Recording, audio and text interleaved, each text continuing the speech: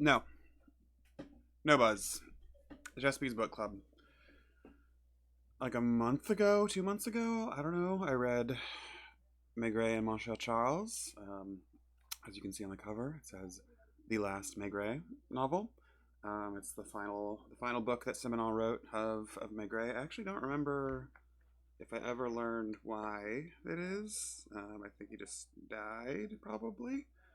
Um, Although it is a kind of a fitting thing. I read this about a month and a half, 2 months ago. Um, I then went to a park yesterday to sort of like flip through it and remind myself of it, and just accidentally read the whole book again.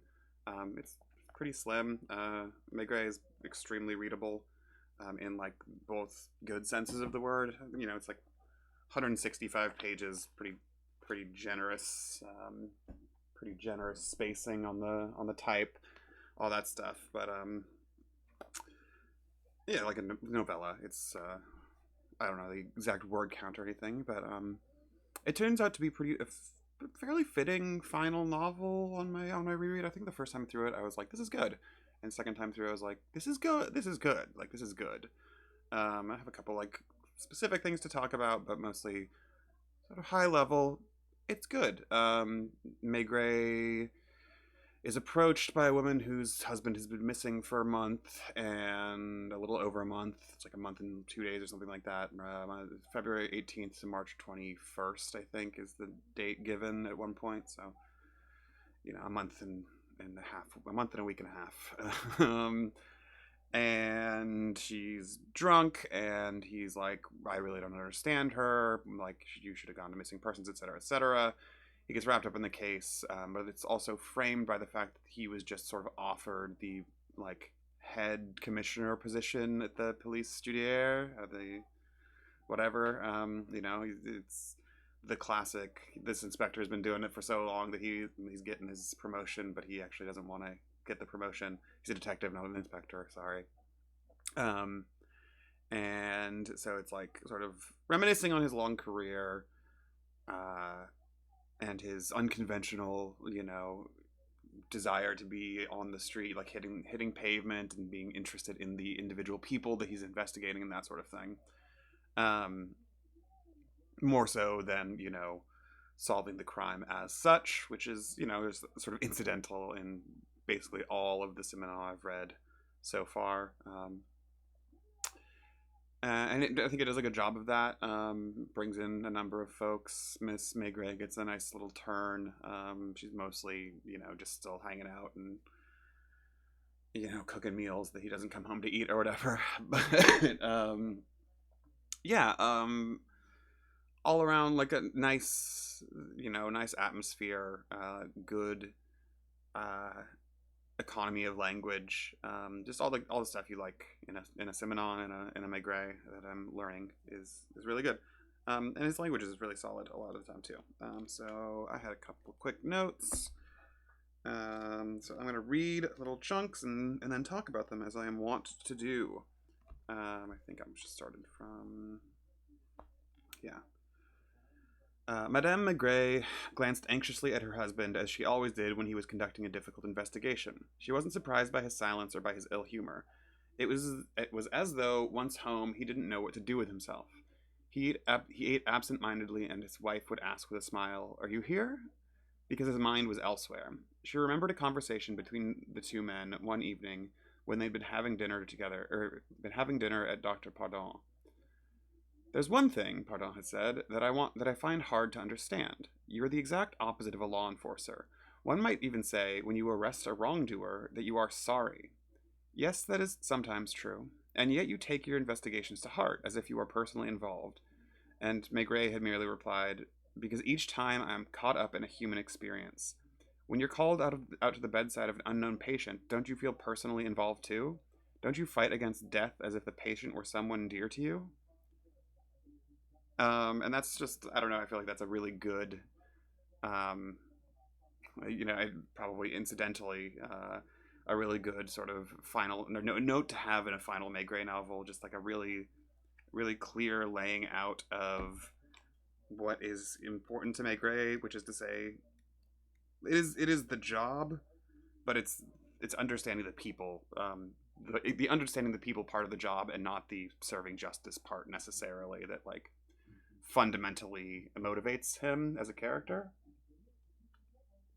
which is a much more interesting character motivation than a lot of detective fiction necessarily has. And also just like that it's succinct, right? That's like a page. It hits the beat, moves on, just like literally everything else in these novels. I will say Pietro the Latvian, the first book that I talked about a little bit ago. My big problem with that is that I feel like he just hadn't gotten that rhythm quite down yet, and it's nice to see that once he got it down, he kept it down. And then I'm gonna read another little chunk. Where was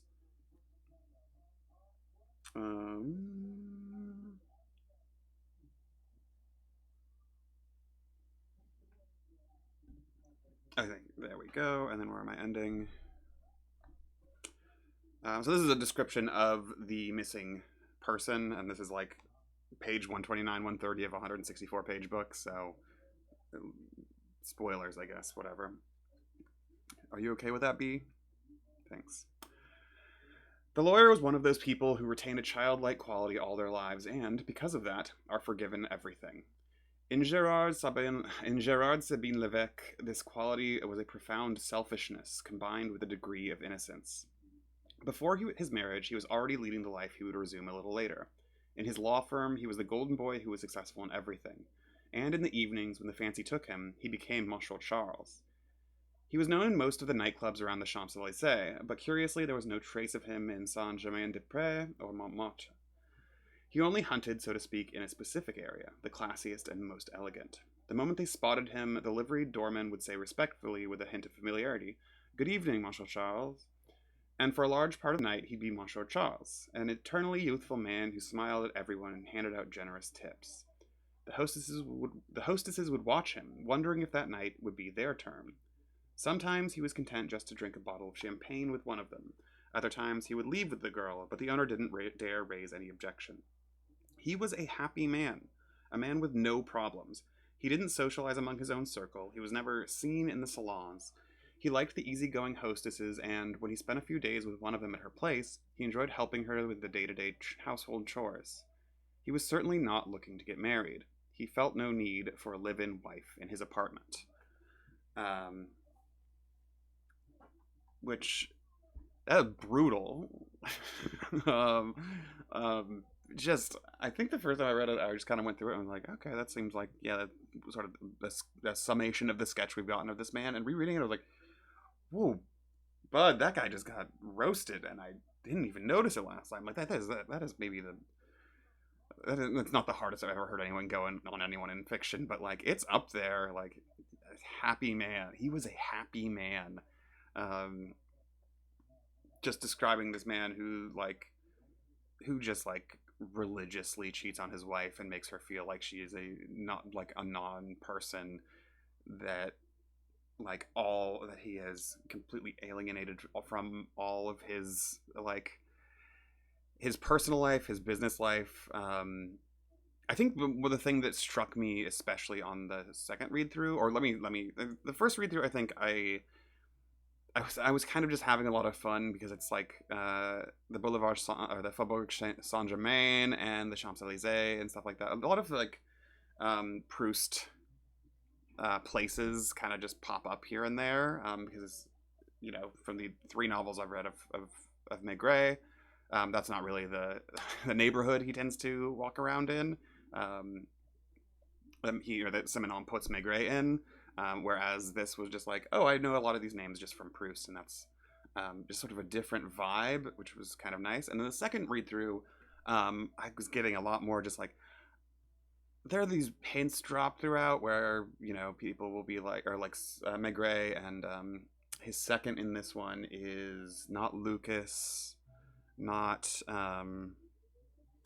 it's Lapointe. He's going around with Lapointe a lot, and they're both kind of just like, what is the deal with her?